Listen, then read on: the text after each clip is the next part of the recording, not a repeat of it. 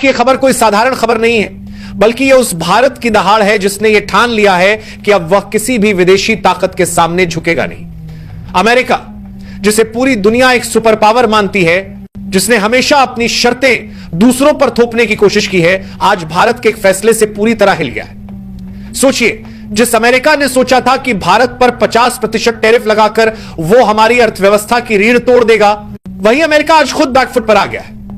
America ने सोचा था कि भारत उसकी शर्तों को मानने के लिए मजबूर होगा, गिड़गिड़ाएगा, घुटनों पर आएगा, लेकिन हुआ ठीक उल्टा। भारत ने ऐसा जवाब दिया जिसने वॉशिंगटन से लेकर वॉल स्ट्रीट तक हर जगह हलचल मचा दी। साथियों, मैंने कभी आपसे यह नहीं कहा कि इस चैनल को सब्सक्राइब करें, लाइक करें या शेयर करें, क्योंकि मुझे हमेशा यह भरोसा रहा कि अगर मेरी बात में दम होगा तो लोग खुद ब खुद सुनेंगे। लेकिन आज पहली बार मैं आपसे एक अपील कर रहा हूं, अगर आप मुझे एक सच्चा पत्रकार मानते हैं, अगर आपको लगता है कि लोकतंत्र में पत्रकारिता की कोई भूमिका अब भी बाकी है, तो इस चैनल को अभी सब्सक्राइब कर लीजिए और वीडियो को अंत तक जरूर देखिए। भारत ने सीधे अमेरिका की सबसे बड़ी कंपनियों पर प्रहार किया है। जी हां, भारत ने पेप्सी और कोका कोला जैसी दिग्गज विदेशी कंपनियों को साफ साफ कह दिया है कि अब उनके लिए भारत की धरती पर कोई जगह नहीं बची। इनके तमाम प्रोडक्ट्स, चाहे वो पेप्सी हो, 7 अप हो, मिरिंडा हो, स्प्राइट हो या फैंटा, अब भारत में बिकेंगे ही नहीं।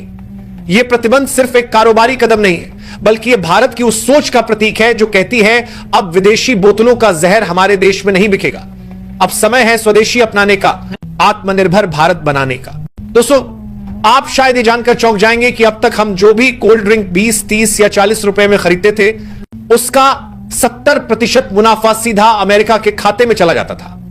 यानी हम अपनी मेहनत की कमाई से अमेरिका को ताकतवर बनाते रहे और वही अमेरिका हमें टैरिफ और पाबंदियों से दबाने की कोशिश करता रहा। लेकिन भारत ने अब यह खेल पलट दिया है। भारत ने साफ ताकी सुर काल के पास 20 दमपन में ही, इसके पास दमपन में ही है, कर दिया है कि हमारे ही पैसों से हमें दबाया नहीं जा सकता। अब विदेशी ब्रांड्स को बाहर का रास्ता दिखाया जाएगा और स्वदेशी ब्रांड्स को आगे बढ़ाया जाएगा। इतिहास गवाह है कि कोका कोला और पेप्सी जैसी विदेशी कंपनियां भारत में कभी भी विवादों से दूर नहीं रही हैं। 2003 और 2006 में centre for science and environment ने इनके ड्रिंक्स के सैंपल्स की जांच की थी और रिपोर्ट में यह सामने आया था कि इन बोतलों में कीटनाशकों के जहरीले तत्व पाए गए थे और यह मात्रा यूरोपियन यूनियन के मानकों से 24 से 140 गुना ज्यादा थी। यानी जिन बोतलों को हम ठंडक और ताजगी के नाम पर पीते थे, उनमें असल में जहर भरा हुआ था। इस खुलासे के बाद कई राज्यों ने स्कूलों, कॉलेजों और सरकारी दफ्तरों में इन कंपनियों के उत्पादों को बैन कर दिया। केरल ने तो इनकी बिक्री और उत्पादन पर पूरी तरह से रोक लगा दी थी।